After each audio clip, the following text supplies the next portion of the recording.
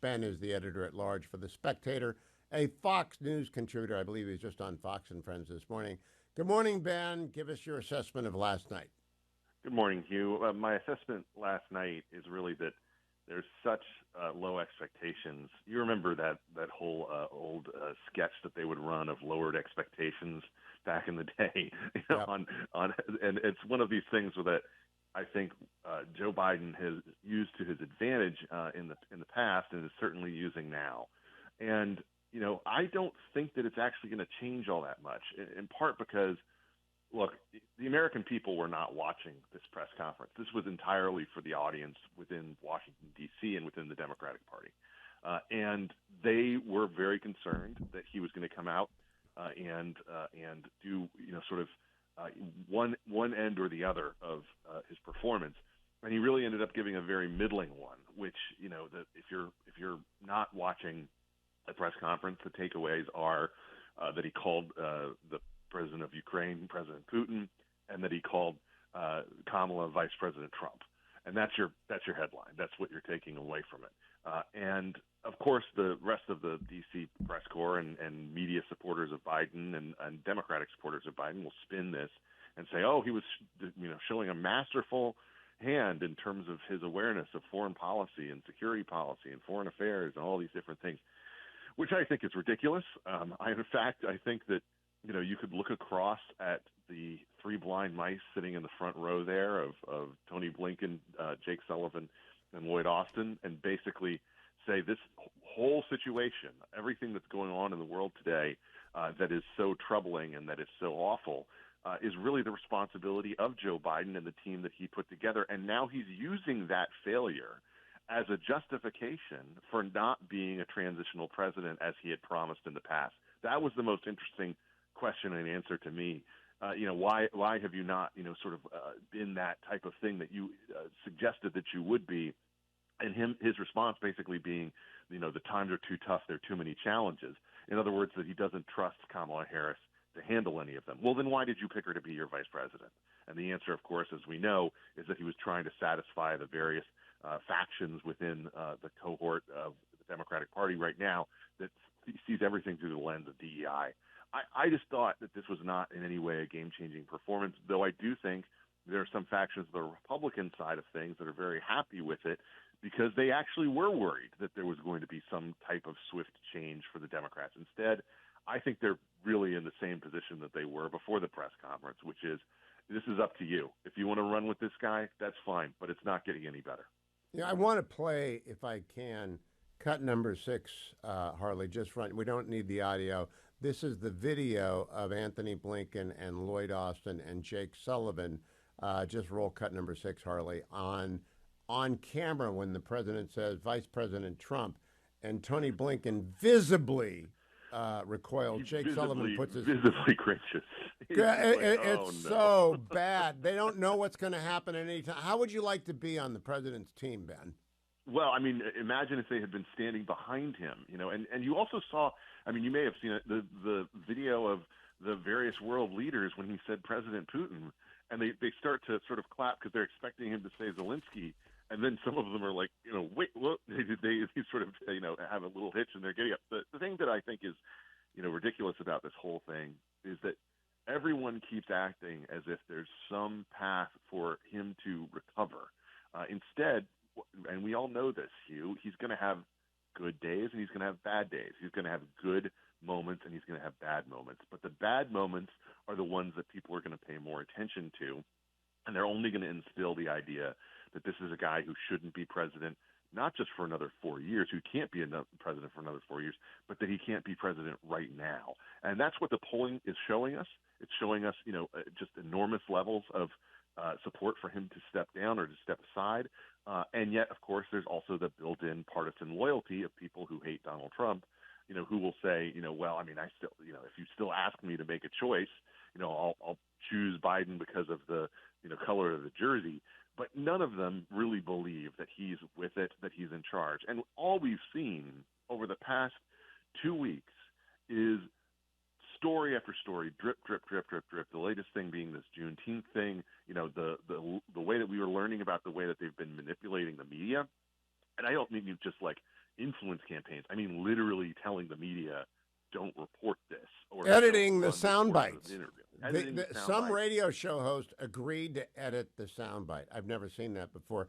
I mean, go ahead. Just real quickly, imagine the equivalent on the right side. Imagine if you did an interview with Donald Trump and you agreed to take out portions that the campaign found to be embarrassing.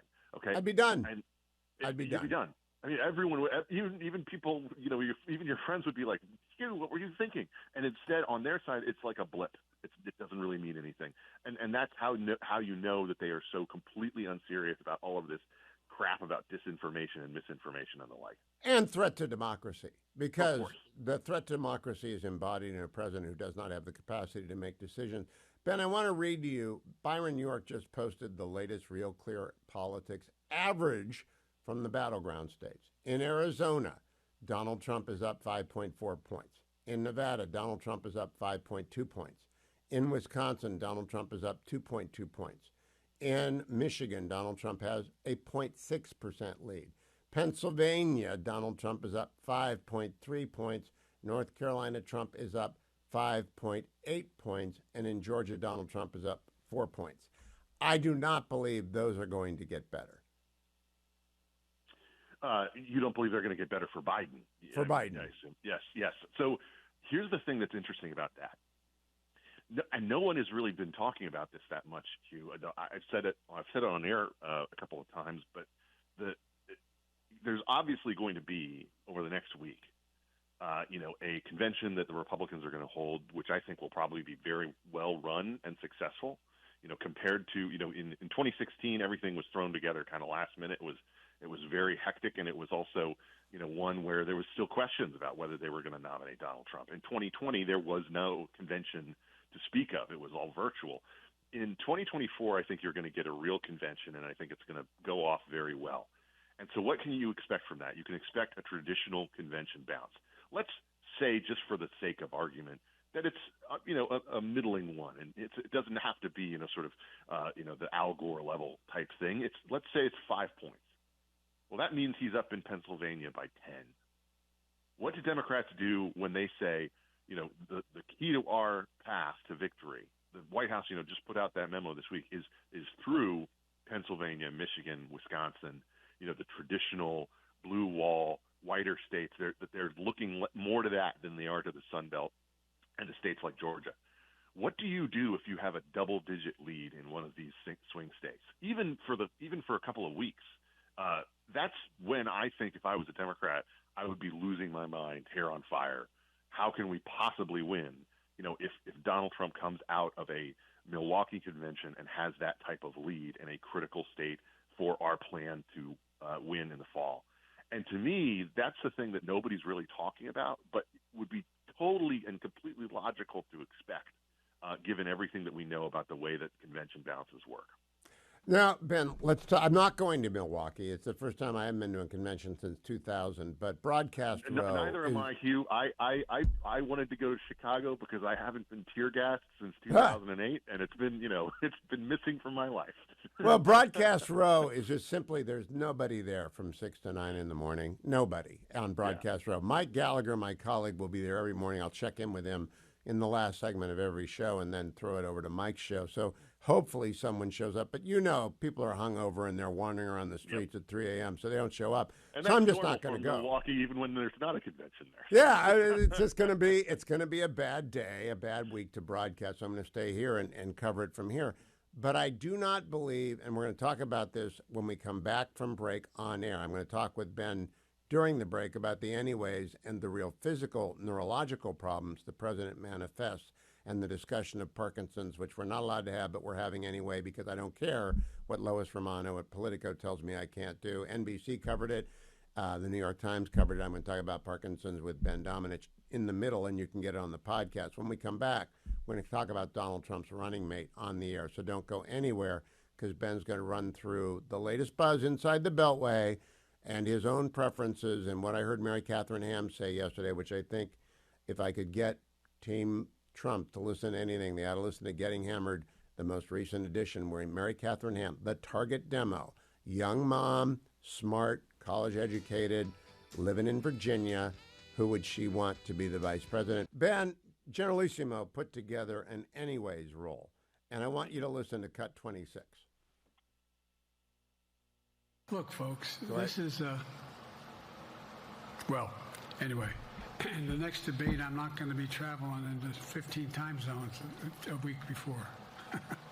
Anyway, I'm catching hell from my wife for that. Anyway, it wasn't about just, anyway, read what his objective is. And anyway, but then again, they're better than a lot of other people here too. But anyway.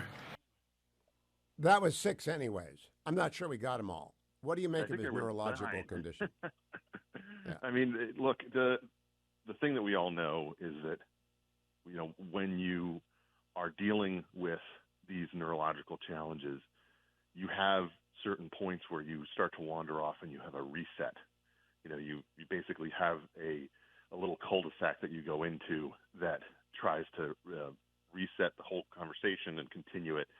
And I think that what we saw from Joe Biden is someone who is very much at that point in terms of his neurological challenges. The idea from the White House that he has shown no kinds of reasons that they should be doing neurological tests or releasing them to the public is, of course, absurd. And if they had any confidence that he could pass those tests with flying colors, that they would have done them the day after the debate or 2 days after the debate. They would have come out and said, hey, look, he had a bad night, but we've done these tests and we can put this to rest. He doesn't have any problems. He just was tired. He just had a cold, whatever, however they want to spin it. But they haven't done that. And the fact that they haven't done that tells you a lot about what the White House thinks of his current health state, and none of it is good. I did want to ask Ben Domenech about Donald Trump's choice, which is imminent. He has to pick a vice president. Could do it today, could do it on Monday. Just to remind the audience, the short list is J.D. Vance of Ohio, Marco Rubio of Florida, and Doug Burgum of North Dakota.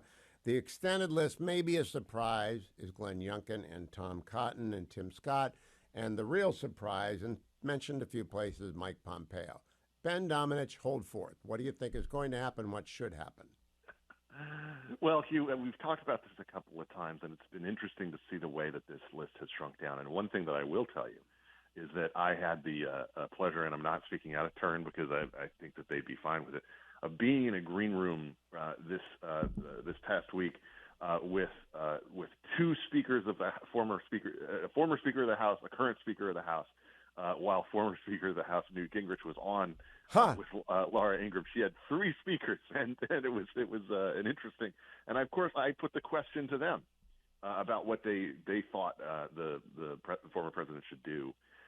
And it was interesting to hear their reactions. But one thing that I would say is that they definitely do feel that there's an opportunity here to expand the targeted base of people who are within the Republican cohort. And I think that, there is a lot of feeling, a sentiment that someone like Marco Rubio would be a really good advocate for that within the current dynamic. J.D. Vance is obviously a very smart guy, but he hasn't been around for a very long time. And I think that there's a feeling that he doesn't really add a group that you don't already have with Donald Trump currently within the Midwest that you really need. In fact, I think that there's an appeal to trying to reach out to a lot of different folks who are relatively new to the coalition that Donald Trump brought into the coalition. And I think that, frankly, the choice of Marco Rubio would satisfy a lot of Nikki Haley voters who are, frankly, skeptical about, some of the aspects of Donald Trump. But I will say this, that when I was asked this past week on Candidate Casino to make choices along this line, I put a quarter of my chips on a wild card. And I think that the fact that the election is so close in the state of Virginia, which is unexpected but has been true in a couple of polls now, is indicative of the fact that Glenn Youngkin would be a smart choice for a lot of reasons. It might, surprise people because, he has not been on these publicized lists. But I certainly think that he would be, a pro-business guy. Virginia just got named the #1 state in the country for business. And I think that that's something that, if you want this election to be about the economy, if you want it to be about, immigration and crime and the border, then I think that's something that would be a good pairing as well. But if you want someone who has the foreign policy chops and who brings in, I think, a cohort of Gen X voters and of Nikki Haley voters who, might be slightly reluctant, though I think that, frankly, the past 2 weeks of meltdown from Joe Biden have made them less reluctant, then I think that Rubio would be a smart choice as well. Now, let me ask you about Governor Youngkin. That is who Mary Catherine Ham declared to be her dream candidate. She can't have Doug Burgum, and that's her acceptable number one on the list. Yeah. But her dream candidate is Glenn Youngkin. And Mary Catherine, who is not at all immodest, she just said, look, I'm the demo. I'm a mother, a young mother. I'm a working woman. I'm college educated. Glenn Youngkin does everything for me. What is it? I don't really know any downside. And Mrs. Youngkin is fabulous. So what is his downside? I want to be objective here.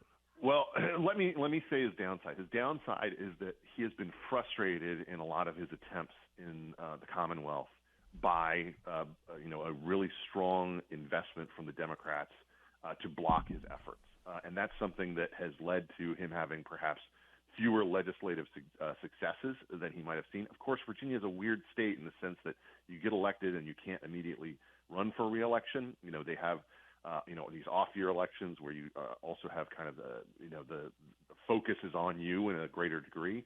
But one thing that I think is really powerful from Youngkin, and I don't know because I didn't listen to McKay talk about this, one thing that I think is really helpful from him is that he's shown the ability to navigate challenging culture war issues while also seeming like a very nice guy. And that's a real skill to have and something that I think would be very helpful in 2024. And he is authentically and deeply Christian. And to the extent that Mike Pence checked that box 8 years ago, Glenn Youngkin would do it today. Well, I don't know what's going to happen, but we're going to learn soon.